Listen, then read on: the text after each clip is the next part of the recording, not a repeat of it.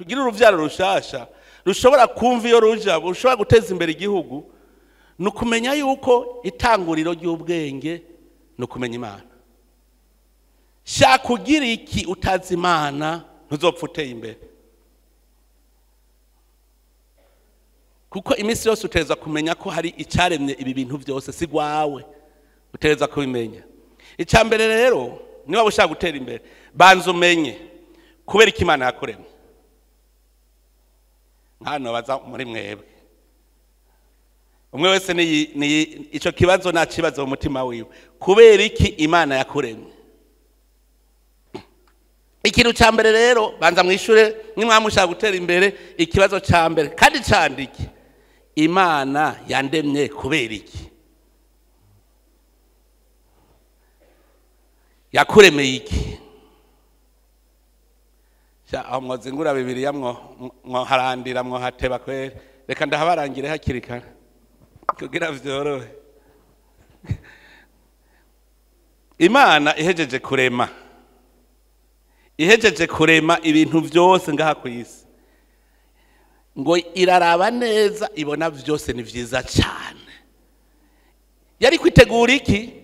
Yari kwitegura umuntu ikizomutunga.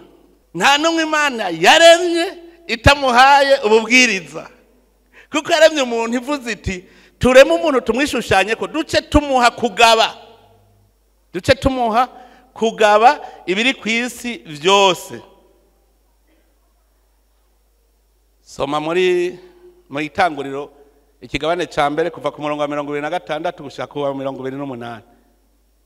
Niho mwaronkeye ubutegetsi mwese ububwiriza bwo kugaba ibiri ku isi. Ntuzovuge rero ngo ndi nyumba ngo sindi nyumba 10.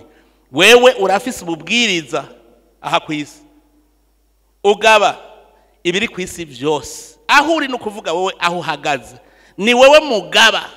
Aho uhagaze wewe shaka uburi umwe wibereye hariya kurima, aho uhagaze we ni ugaba ivyo bintu vyose biri oturudotwa mucankuzo ko ni wanyu.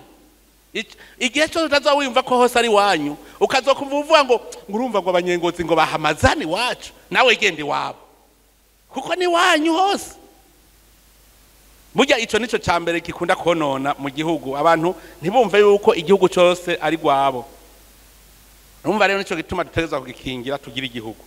Ica kabiri kugira inyifata ibereye mu gusonera ivy'igihugu. Burya ubonye igihugu nababwiye ivy'isuku, ubonye iki gihugu cyawe kugikunda uragishariza, ukavuga uti ntagira akantu katwononera.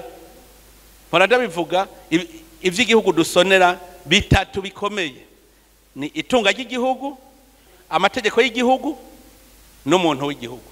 Ndipfuza yuko kumuri ngaha umwe wese agiye yipanze ingene agiye kumubwiriza oturudorui, hanyuma kugira utegure kazoza kawe, kuko umwe wese ngaho oturudorui yoba intungana akavuga ati ntaco none karahondi igihugu cyose uzosanga gitekanye kimeze neza, twese duce turonka environnement favorable izotuma rero tugira wa mugwiza kugwiza ivy'Imana yaturemeye no kubihinyanyura, guhingura tukabihinyanyura tukabigwiza, hanyuma bikatugira akamaro. Hanyuma umuntu agacamenya ati wewe ufise impano yo kuba muganga, nanje mfise yo kuba mwarimu. Wewe ufise impano yo kuba umuindustriere, nanje mfise impano yo kubishora. Nawe ufise impano, urumva mugaca muteranya izo mpano zose mukazishira hamwe, niko kamaro kama koperative. Mwese mumaze gukubita hamwe izo mpano zica ziba impano imwe iteza imbere mwese.